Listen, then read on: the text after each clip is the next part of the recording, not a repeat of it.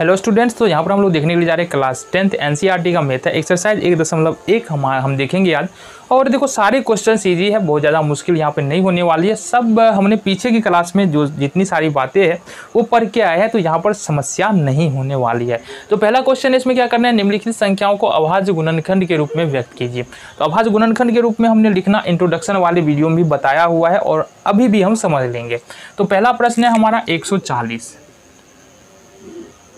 तो इसको अभाज्य गुणनखंड के रूप में लिखना है। तो यहाँ पर तरीका क्या होता है कि हमको क्या करना है, एक को छोड़ के सबसे छोटी संख्या खोजनी है जिससे जो नंबर दिए गए वो पूरा डिवाइड हो जाए, यानी पूरा उसमें भाग लग जाए। तो ऐसी संख्या हमारे पास क्या है, 2। अब इसमें 2 से पूरा भाग लगेगा। अब ये हम क्यों बोल रहे हैं, हम इसलिए बोल रहे हैं कि जिस भी संख्या के अंत में 0, 2, 4, 6, 8 होता है वो 2 से विभाज्य हो जाता है पूरा। तो यहाँ पर लास्ट में 0 है तो 2 से विभाज्य होगा।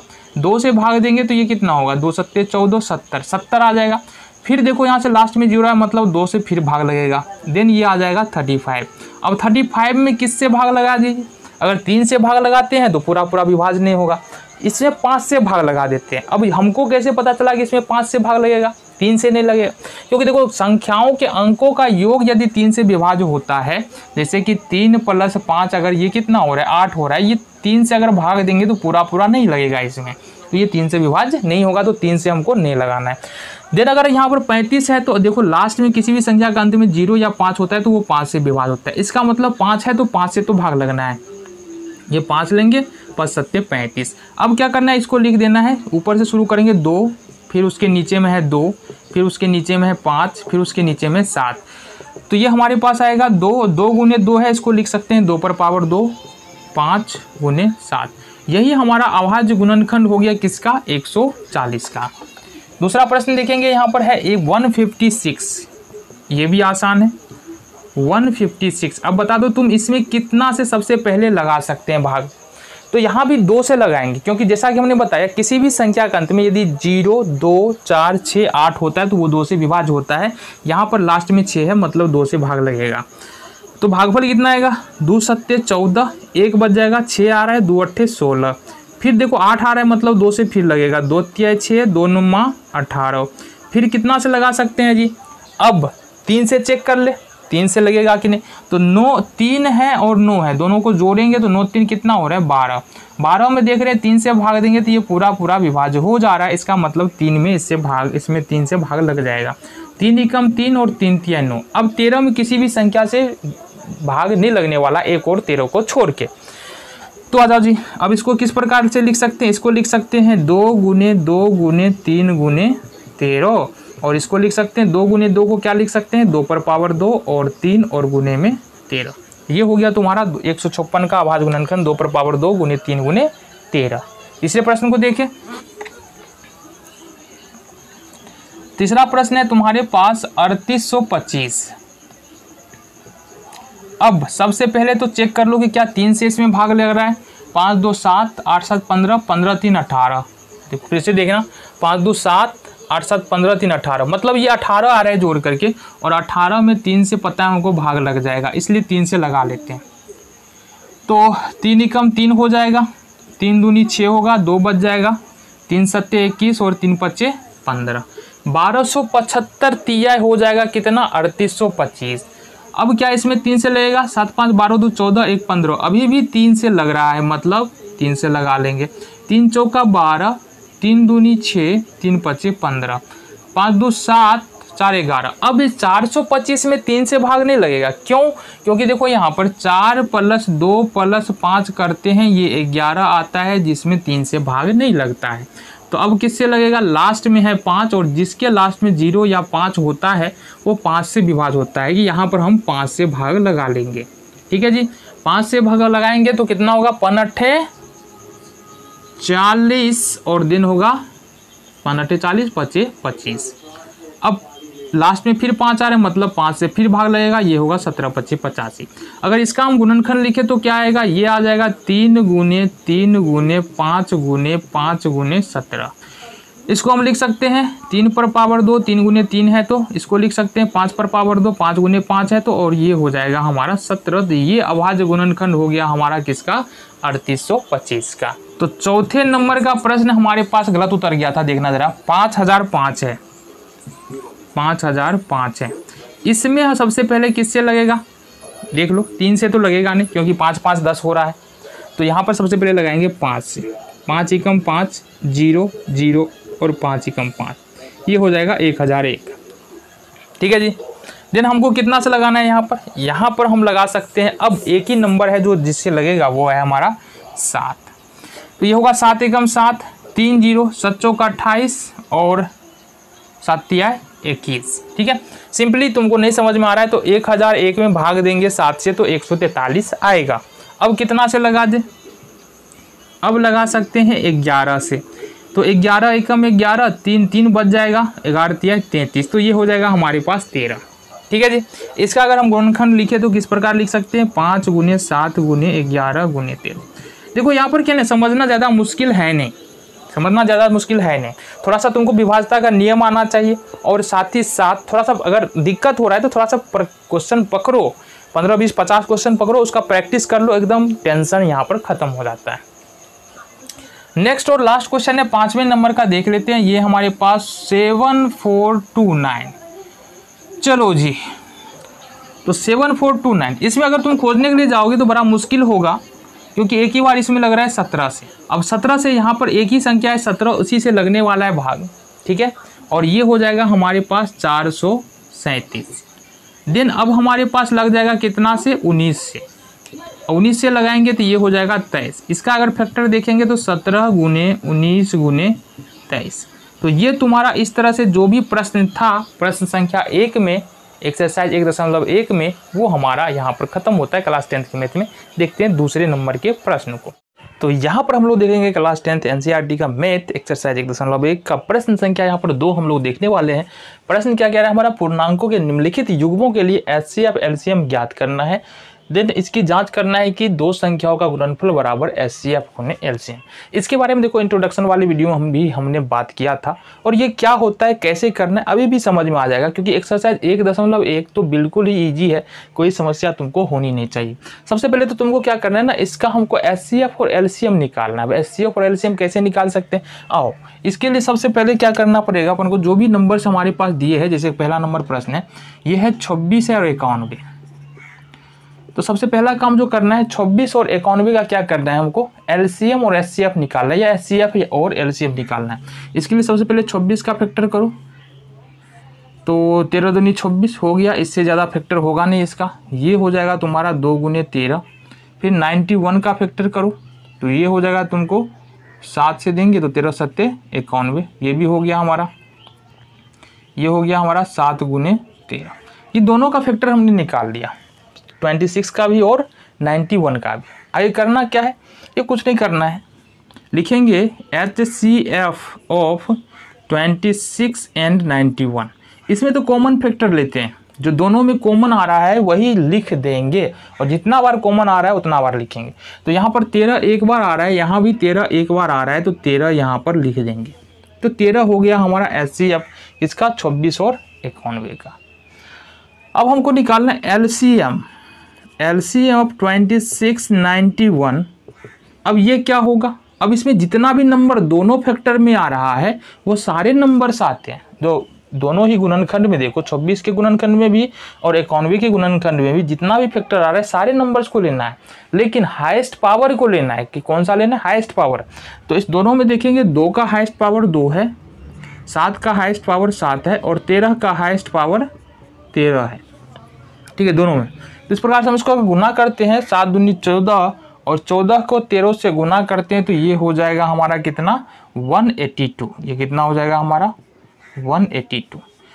तो HCF यदि निकाल ले, यहाँ HCF देखें यहाँ पर 26 91 का 13, LCM निकाले यहाँ पर हमने निकाला यहाँ पर 182। अब अगर हम देखें संख्याओं का गुणनफल ये होगा तुम्हारा बराबर होता है HCF और गुने में LCM। इसका मतलब क्या है, इसका मतलब ये है कि संख्याओं का गुणनफल, जो भी संख्या दिया उसको मल्टीप्लाई करो तो ये होगा 26 और गुने में 91, ये 2 संख्या दिया हुआ है। HCF हमने निकाला है 13 और LCM हमने निकाला है 182। देखो अगर मल्टीप्लाई करोगे 24 गुने 91 तो ये होगा कितना तुम्हारा, ये हो जाएगा 2366। और तुम अगर इसको भी मल्टीप्लाई करो 13 गुने 182, ये भी आएगा तुम्हारा 2366। तो इस प्रकार से क्या कर से सॉल्व कर सकते हैं और बता सकते हैं कि एलसीएम, एचसीएफ और संख्याओं के गुणनफल में क्या संबंध होता है।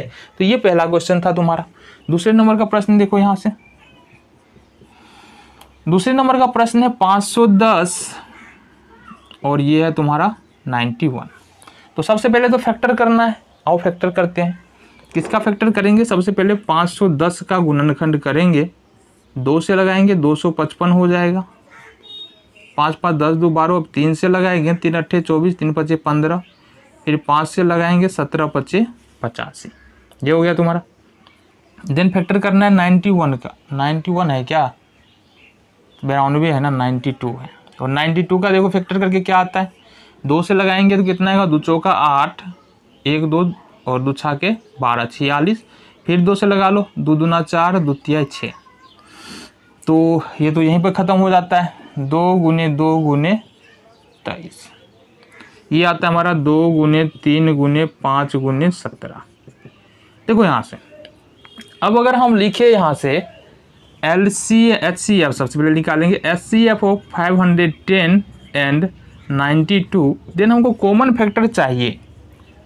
तो दोनों में कॉमन कितना आ रहा है, दोनों में कॉमन देखो 1 2 है, 1 2 है, इसके अलावा कुछ भी कॉमन नहीं है। तो ये दोनों में कॉमन फैक्टर 2 है, तो ये हमारा HCF 2 हो जाएगा। LCM देखेंगे, LCM में क्या आएगा, 510 एंड 92। LCM में दोनों में जो भी नंबर आ रहा है सारे नंबर्स को लेना होता है और उस नंबर का हाईएस्ट पावर जहां पर मिलता है वो लेना पड़ता है। सपोज यहाँ पर दो बार आ रहा है ना, यहाँ पर 2 कितने बार आ रहा है, 2 बार, तो 2 बार ले लेंगे। 3 दोनों में देखेंगे कितना बार आ रहा है हाईएस्ट, 3 एक बार आ रहा है तो 1 बार ले लेंगे। 5 एक बार आ रहा है, 1 बार ले लिया हमने। 17 एक बार आ रहा है और 23 एक बार आ रहा है। अब इस सबको यदि मल्टीप्लाई कर दे, इस सबको 2 गुने 2 गुने 3 गुने 5 गुने 17 गुने 23, अगर इस सबको मल्टीप्लाई करें तो ये हो जाएगा हमारा कितना, 23,460। 23,460 इसको मल्टीप्लाई करोगे तो इतना ही आएगा, 23,460। देन हम रिलेशन को देख लेते हैं। रिलेशन क्या है हमारे पास, ये होता है संख्याओं का गुणनफल, संख्याओं का गुणनफल बराबर होता है LCM गुने HCF या HCF गुने LCM, कुछ भी कर लो कोई दिक्कत नहीं है। तो दो संख्या हमारे पास क्या है, 510 है और गुने में 92 है, ये बराबर हो जाएगा किसके, 2 गुने 23,460। इसको मल्टीप्लाई करेंगे इसको, तो देखो मल्टीप्लाई करोगे तो कितना आएगा, ये आएगा 46,920। अगर इस दोनों को गुना करेंगे तो आएगा 46,920 और इस दोनों को भी गुना करेंगे तो भी आएगा 46,920। तो ये क्वेश्चन नंबर तुम्हारा 2 है। तीसरे नंबर के प्रश्न को देखें, आओ। तीसरे नंबर का जो प्रश्न है वो है, पहला है 336 और दूसरी संख्या को देखेंगे तो वो है 54। तो 336 का हम सबसे पहले फैक्टर करते हैं, 2 से लगाएंगे यहाँ पर, 2 एकम 2, 2 छाके 12 और 2 अट्ठे 16, फिर 2 से लगाएंगे, 8 दूना 16, 4 दूना 8, फिर 2 से लगाएंगे, ये हो जाएगा 2 चौका 8, 2 दूनी 4, फिर 2 से लगाएंगे, 21 दूनी 42, फिर 2 से लगाएंगे, 3 से लगा दो अब इसकी बार 7। तो इसका फैक्टर क्या निकल के आ रहा है तुम्हारा, 2 गुने 2 गुने 2 गुने 2, 4 बार 2 1 2 3 4 और गुने 1 बार 3 है और 1 बार 7, ये आ जाओ। देन 54 का देखेंगे, 54 का इसका क्या आ रहा है, 27 दूनी 54, 9 तिया 27, 3 से लगाया हमने, फिर 3 से 3 तिया 9, 3 तिया 9, 9 तिया 27, 27 दूना 54। तो इसका फैक्टर आ जाएगा 2 गुने 3 गुने 3 गुने 3। ये तो ये फैक्टर आ गया हमारा किसका, 54 का, यानी 54 का ये फैक्टर आ गया। देन अब हमको क्या करना है, HCF ऑफ 336 एंड 54 ये देखना है हमको।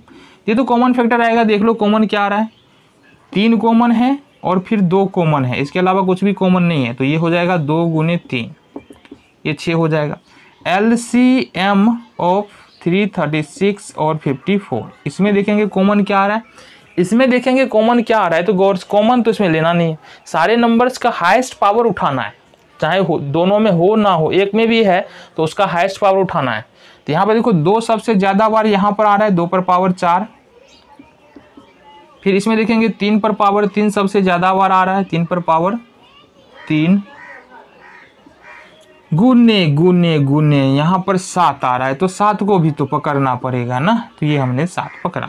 इसको मल्टीप्लाई करो, 2 दूना 4 दूना 8 दूना 16 हो जाएगा ये, और ये 3 तिया 9 तिया 27 और गुने 7, 16 गुने 27 गुने 7। अगर इसको देखेंगे मल्टीप्लाई करेंगे तो ये निकल के आ जाएगा 3624, ये निकल के आ जाएगा हमारा कितना 3624। अब इसी तरह से अगर हम एलसीएम एचसीएफ हमने निकाल लिया, अब अगर हम करें बात संबंधों के बारे में, इसके संबंधों के बारे में बात करेंगे, वो होता है संख्याओं का गुणनफल, संख्याओं का गुणनफल बराबर एचसीएफ गुने एलसीएम। तो संख्या क्या हमारे पास, संख्या है 336 गुने में 54 हो जाएगा बराबर एचसीएफ निकाला हमने 6 और ये निकाला है 3624। अब जब इसको मल्टीप्लाई करेंगे तो कितना होगा, ये होगा 18144। इसको 336 और 54 को मल्टीप्लाई करेंगे 18144, और इस तरह से इसको भी निकालेंगे तो कितना होगा, देखो 36 का 18 तो पूरा ये रहा है 18144। ये तुम्हारा आंसर हो गया, नोट कर लो। क्लास 10th एनसीईआरटी के मैथ का यहाँ पर हमारे पास प्रश्न संख्या है 3, और प्रश्न संख्या 3 में क्या कह रहा है, प्रश्न संख्या 3 में कह रहा है अभाज्य गुणनखंड द्वारा निम्नलिखित पूर्णांकों के एचसीएफ और एलसीएम निकालें। तो हमको अभाज्य गुणनखंड विधि का प्रयोग करके यहाँ पर लघुत्तम और महत्तम निकालना है। तो हमने इसके बारे में इंट्रोडक्शन वाले वीडियो में भी अच्छी तरीके से बात किया है। तो यहाँ पर हम देख लेते हैं प्रश्न को हम कैसे कर सकते हैं। पहला प्रश्न है हमारे पास, देखो यहाँ से क्या है, 12, 15, 21, ये हमारे पास प्रश्न है। पहले हम 12 का, पहले तीनों का क्या करना है, बारी बारी से फैक्टर यानी कि गुणनखंड हमको कर लेना है। तो पहले 12 का गुणनखंड करते हैं, 2 से लगाएंगे, 2 छागे 12, फिर 2 से लगाएंगे, 2 तिया 6। तो 12 का गुणनखंड करते हैं, ये आता है हमारा 2 गुने 2 गुने 3। इसको तुम इस प्रकार से भी लिख सकते हो, 2 पर पावर 2 गुने 3। देन हमको करना है 15 का फैक्टर यानी 15 का गुणनखंड। तो इसका अगर गुणनखंड करते हैं 3 से लगाएंगे, 3 पचे 15, ठीक है, 3 गुने 5। देन हम यहाँ पर देखेंगे 21 का फैक्टर क्या होता है, 21 का अगर फैक्टर करेंगे फिर 3 से लगाएंगे, 3 सत्ते 21, ये हो जाएगा हमारा 3 गुने में 7। ये हमारा तीनों का हमने फैक्टर कर लिया। जैसा कि हमको पता है कि एचसीएफ निकालते हैं तो क्या करते हैं, यहाँ लिखेंगे एचसीएफ ऑफ 12, 15, 21, ये निकालते हैं तो क्या करते हैं, कॉमन फैक्टर देखते हैं, मतलब सब में क्या आ रहा है वही एचसीएफ होगा। देखो 1 3 इसमें आ रहा है, 1 3 इसमें आ रहा है और 1 3 इसमें आ रहा है, मतलब एचसीएफ तो हमारा 3 ही होगा, इसमें तो कोई संशय वाली बात ही नहीं है, ठीक है। तो एचसीएफ 3 होगा। दूसरा एचसीएफ क्यों नहीं हो सकता है, क्योंकि और इस दोनों में देखेंगे तो इस दोनों में कोई दूसरे नंबर्स है ही नहीं। 5 है जो इसमें नहीं है, 7 है जो ना इसमें है ना इसमें है। तो एचसीएफ क्या होता है, कॉमन फैक्टर होता है। तो कॉमन फैक्टर तो सब में कितना है, 3 ही है। फिर यहाँ पर एलसीएम देखते हैं, एलसीएम ऑफ 12, 15, 21। अब इस एलसीएम की अगर बात करें तो इसमें टोटल नंबर क्या क्या आ रहे हैं, एक बार हम यहाँ से बात कर लेते हैं। देखो इसमें देखेंगे तो 2 आ रहा है, 3 भी आ रहा है, इसमें 3 आ रहा है और 5 भी आ रहा है, और इसमें 7 आ रहा है तो 7 लिखते हैं। तो ये टोटल नंबर है, कोई 1 बार आ रहा है, कोई 2 बार रिपीट होके आ रहा है, कोई 3 बार आ रहा है गुणनखंड के रूप में। अब करना क्या है, जो ये हमने नंबर्स लिखा है ये सब में आ रहा है, तीनों का हमने लिखा है। तो अब देखना है कि हाईएस्ट पावर क्या है, इसका हाईएस्ट पावर क्या है तीनों में। तो तीनों में अगर देखेंगे 2 का हाईएस्ट पावर कितना है, 2 है, गुना कर लेंगे। 3 का हाईएस्ट पावर देखेंगे तीनों में तो कितना है, 3 का हाईएस्ट पावर 1 बार 3 है तो 3 लिखेंगे। फिर हम 5 का हाईएस्ट पावर देखेंगे कितना है, तो 5 का हाईएस्ट पावर यहाँ पर 5 ही है, 1 बार 5 है। और फिर देखेंगे 7 का हाईएस्ट पावर कितना है, 1 बार 7 है। अब इसको मल्टीप्लाई करेंगे, 3 2 दूनी 4, 12 पंचे 60 और 7 छाके 42, 420। तो यहाँ से पहला में 12, 15 और 21 का एचसीएफ निकाला हमने 3 और एलसीएम निकाला हमने 420। ये तुम्हारा पहला प्रश्न था। देन दूसरे नंबर के प्रश्न को देख लेते हैं। यहाँ पर ये हमारा दूसरे नंबर का प्रश्न हो जाएगा। तो जो दूसरा नंबर का प्रश्न है हमारा ये है 17, 23, 29। 17, 23 और 29 ये हमारा यहाँ पर प्रश्न है। तो अगर हम यहाँ पर देखें गौर से तो ये 17, 23, 29 ऐसे लिखो ना, 17, 23, 29। तो यहाँ पर देखिए तो इसका अगर 17 का हम फैक्टर करें, 23 का फैक्टर करें या 29 का फैक्टर करें तो ये फैक्टर तो होगा ही नहीं, क्योंकि इसका एक ही फैक्टर, दो ही फैक्टर है, एक तो खुद और एक दूसरा एक, सबका एक अपना एक ही फैक्टर है। इसलिए ऐसे संख्याओं का हम अगर मान लो महत्तम निकालते हैं जिसमें कोई उभयनिष्ठ गुणनखंड नहीं है, मतलब कोई भी कॉमन फैक्टर नहीं आ रहा है, तो ऐसे संख्याओं का जो एचसीएफ होता है वो होता है तुम्हारा 1। ठीक है, इसमें कोई भी उभयनिष्ठ गुणनखंड नहीं है, इसलिए इसका एचसीएफ कितना हो जाएगा, 1 हो जाएगा।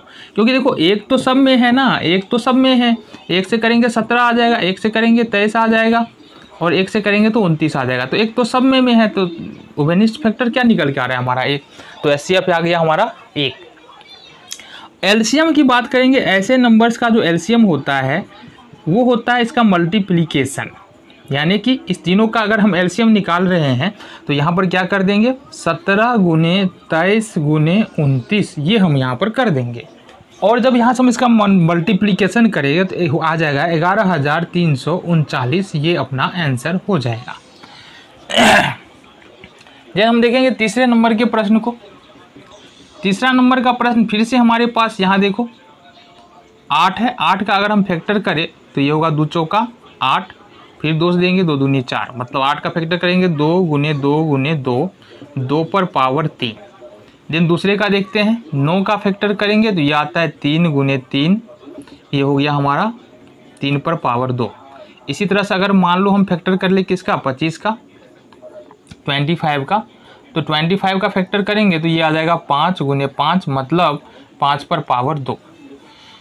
तो अगर हम तुमसे बात करें यहाँ पर कि इसका एचसीएफ क्या होगा तो इजीली बता पाओगे। एचसीएफ ऑफ 8, 9, 25, इसमें भी कोई फैक्टर कॉमन नहीं है। 8, 9, 25 में 1 के अलावा कोई फैक्टर कॉमन नहीं आ रहा है, तो ऐसे नंबर्स का एचसीएफ हमने क्या बताया, 1 हो जाएगा।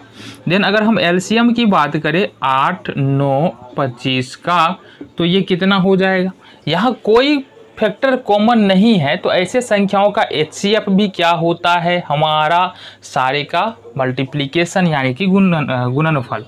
8, 9 और 25 को गुना करो तो 25 8 209 1800 हो जाएगा, ये हमारा आंसर हो गया। तो अब हमारे पास है क्वेश्चन नंबर 4 और देखेंगे क्वेश्चन नंबर 4 में क्या कहा जा रहा है। क्वेश्चन नंबर 4 में कहा जा रहा है कि 306 और 657 का जो महत्तम समापवर्तक है वो 9 है, तो 306 और 657 का लघुत्तम समापवर्तक क्या होगा। तो सबसे पहली बात यह है कि इस तरह का प्रश्न जब भी तुमको दिया हुआ हो तो पहले तुमको नोट डाउन कर लेना है, लिख लेना है कि हमारे पास क्या क्या दिया हुआ है। तो हमारे पास देखो यहाँ से क्या क्या दिया हुआ है, हमारे पास दिया हुआ है पहली संख्या बराबर तुमको यहाँ पर दे रखा है 306, फिर दे रखा है दूसरी संख्या बराबर यहाँ पर दे रखा है 657, ये दोनों चीज़ें दी हुई है। इसके अलावा दिया है महत्तम समापवर्तक, ये दिया है हमको 9, और ज्ञात क्या करना है, लघुत्तम समापवर्तक पूछ रहा है क्या होगा।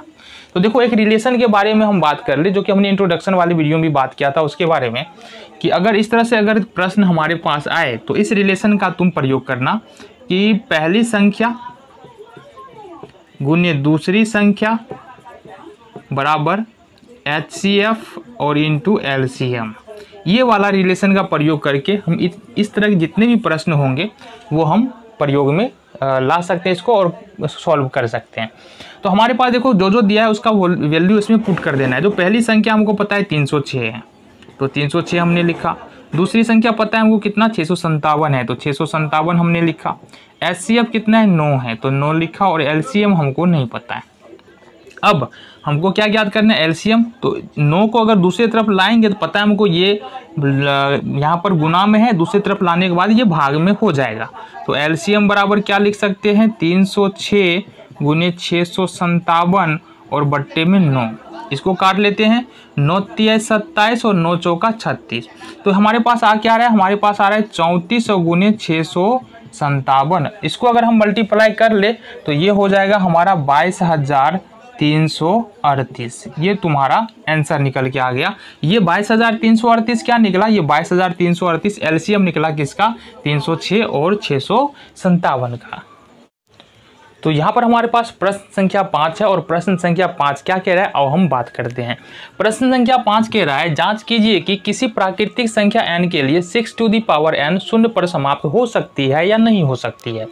तो यहाँ पर देखो 6 टू दी पावर n या 6, इसका मतलब ये है कि 6 पर कोई ऐसा n बराबर कोई ऐसा वैल्यू है, मान लो 1 रखते हैं, 2 रखते हैं, 3 रखते हैं, 4 रखते हैं, 5 रखते हैं, 6 रखते हैं, तो n का मान कहीं पर जाकर ऐसा पॉसिबल हो सकता है कि ये जो है ना, जो हम सॉल्यूशन होगा जो हमारा वो शून्य आएगा। कहने का मतलब 6 पर पावर 1 मतलब 6, 6 पर पावर 2 मतलब 36, 6 पर पावर 3 मतलब 6 गुने 6 गुने 6 216। इस तरह से कहीं भी आकर के क्या हमारा शून्य आएगा।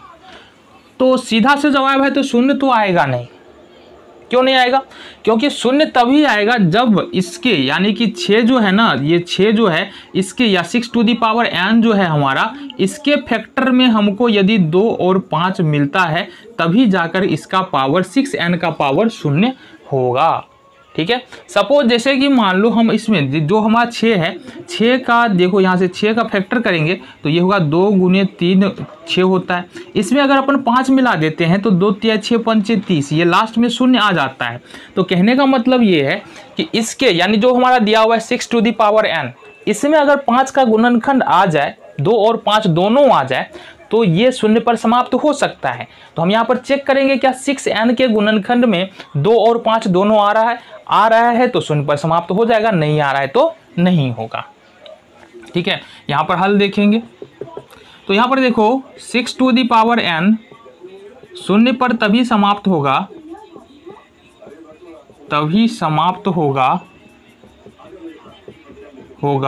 जब 6 टू दी पावर n के गुणनखंड में क्या हो, 2 और 5 हो। अब आ जाओ इसका फैक्टर करते हैं। तो 6 टू दी पावर n बराबर लिख सकते हैं 2 गुने 3 टू दी पावर n। अब यहाँ पर स्पष्ट है कि 6 टू दी पावर n के फैक्टर में 2 और 3 है, 5 नहीं है। तो क्या लिख सकते हैं, यहाँ 6 टू दी पावर n के गुणनखंड में सिर्फ 2 3 है, 5 नहीं है। ये हो गया हमारा। अतः 6 टू दी पावर n शून्य पर समाप्त नहीं होगा, शून्य पर समाप्त नहीं होगा। ये था हमारा सिंपल सा क्वेश्चन और इसका सिंपल सा सॉल्यूशन। ठीक है, तो यहाँ पर हमारे पास अब देखेंगे प्रश्न संख्या 6। प्रश्न संख्या 6 हमारा क्या कह रहा है, ये भी बिल्कुल आसान प्रश्न है, बिल्कुल आसानी से समझ पाएंगे। प्रश्न हमारे पास व्याख्या कीजिए 7 गुने 11 गुने 13 प्लस 13 और 7 गुने 6 गुने 5 गुने 4 गुने 3 गुने 2 गुने 1 प्लस 5 भाज्य संख्या है। तो देखो भाज्य संख्याओं का जो हमने बताया था इंट्रोडक्शन वाले वीडियो में, भाज्य संख्या क्या होता है। भाज्य संख्या होता है जिसका एक और अपने आप के अलावा, जैसे कि मान लो 15 है तो 15 एक में 1 से भी पूरा भाग लगेगा और 15 से भी पूरा भाग लगेगा। इसके अलावा इसमें 3 से भी भाग लग रहा है और 5 में। तो भाज्य संख्या वैसी संख्या होती है जिसमें एक और अपने आप के अलावा कम से कम एक और ऐसी संख्या होनी चाहिए जिससे उसमें भाग लग जाए। इसका मतलब है ये जो संख्या दिख रहा है हमको, इसका अगर गुणनखंड होगा, एक भी गुणनखंड हमको निकल के आ गया एक और अपने आप के अलावा, तो वो भाज्य हो जाएगा। ठीक है, दिन इसी तरह से दूसरी जो संख्या, इसका भी अगर एक भी गुणनखंड निकल के आता है एक और अपने आप को छोड़ के, तो ये भाज्य संख्या हो जाएगा। अब देखो यहाँ पर करना क्या है, करना सिंपली यहाँ पर देखो मान लेना है, माना कि a बराबर 7 गुने 11 गुने 13 और प्लस में 13। इसको क्या करना है, a बराबर मान लिया, a बराबर हमारा ये संख्या है। यहाँ से क्या करना है, 13 यहाँ भी है 13 यहाँ भी है, तो 13 कॉमन आ जाएगा। अब बचा क्या हमारे पास 7 गुने 11 और प्लस में चूंकि 13 तो कॉमन चला गया, बाहर चला गया, बचा कितना 1। तो ये हो गया 13 इंटू 7 गुने 11 77 और प्लस 1, ये हो जाएगा 13 गुने 78। मतलब ए का जो हमने संख्या माना ए बराबर ये, इसका 2 फैक्टर तो हमको यहाँ से दिख रहा है। ऐसे और फैक्टर होगा इसमें, लेकिन 2 फैक्टर तो दिख रहा है यहाँ, इसलिए लिखेंगे यहाँ ए के 2 गुणनखंड है। ठीक है, ए के 2 गुणनखंड है, अतः ए भाज्य है। यही हमने बोला था। अगर ए का हम फैक्टर साबित कर देते हैं कि भाई इसका फैक्टर है, तो ये क्या हो जाएगा, भाज्य हो जाएगा। ये हमने कर दिया यहाँ पर। फिर दूसरा जो है हमारा क्या है, मान लेना इसको भी, माना कि b बराबर 7 गुने 6 गुने 5 गुने 4 गुने 3 गुने 2 गुने 1 और प्लस 5। ये b बराबर हमने माना। यहाँ से क्या करना है, 5 कॉमन ले लेना है। देखो जैसे ही 5 यहाँ से कॉमन लोगे तो ये होगा 7 गुने 6 और ये वाला 5 चला गया बाहर, तो बचा नहीं कुछ भी। ये 4 हो गया, ये 3 हो गया और ये 2 और गुने 1 और ये वाला 5 भी बाहर, तो यहाँ पर 1 बच गया। अब देखो यहाँ से ये हो जाएगा 5, इसको मल्टीप्लाई करो, क्या हो जाएगा ये 3 दूना 6, 6 चौक 24 और 24 छाके कितना हो जाएगा 24 चौके 96, 24 पंचे 120 और 24 छाके 144, 144 सत्ते कितना हो जाएगा 7 चौक 28 का 8 हासिल 2, 7 चौक 28 2 30 के 0 हासिल 3 7 3 10, यानी कि 1008 हो जाएगा।